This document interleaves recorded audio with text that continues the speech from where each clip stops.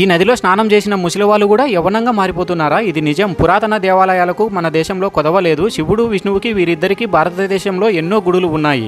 కానీ వీరిద్దరు ఒకే గుడిలో పూజలు అందుకుంటున్న గుడి మాత్రం భారతదేశంలో ఒకటి ఉంది. నదిలో మునిగిన వాళ్ళు యవ్వనంగా మారిపోవడానికి కారణము గరుత్మంతుడు తన తల్లి బానిసత్వం పోగొట్టడానికి దేవతలు తాగి అమృతాన్ని తేవడానికి వెళ్తాడు. దావలో అమృతాన్ని తీసుకువెళ్తున్న దేవేంద్రుడు కనిపిస్తే నా తల్లి బానిసత్వం పోగొట్టడానికి అమృతం ఇవ్వమని అడిగితే దేవేంద్రుడు ఒప్పుకోడు. అమృతం కోసం ఇద్దరి మధ్య కొట్లాట జరిగేటప్పుడు అమృతం చెంబు నుండి 2 చుక్కలు కింద ఉన్న పెన్నా నదిలో పడిపోతాయి. అప్పటి నుండి ఆ పెన్నా నదిలో స్నానం చేసిన ప్రతి ఒక్కరూ మోక్షము, యవ్వనము, మరణం లేకుండా బ్రతుకుతుంటే గరుత్మంతుడు చేసిన పనికి మనుషులందరూ మరణం లేకుండా బ్రతకడం సృష్టి విరుద్ధమని భావించిన దేవతలు విష్ణువు దగ్గరికి చెప్పుకుంటారు. అప్పుడు విష్ణువు అమృతం పడ్డ చోట ఒక పెద్ద పర్వతాన్ని తెచ్చి పెట్టడంతో అది పుష్పంలాగా తేలాడుతూ ఉంటుంది. దీని కారణంగానే పుష్పగిరి అనే పేరు కూడా వచ్చింది. తేలుతున్న పర్వతాన్ని విష్ణువు పాదంతో తొక్కి పట్టుకుంటాడు. ఫుల్ వీడియో లింకు కింద రెడ్ మార్క్ దగ్గర ఉంది, చూడండి.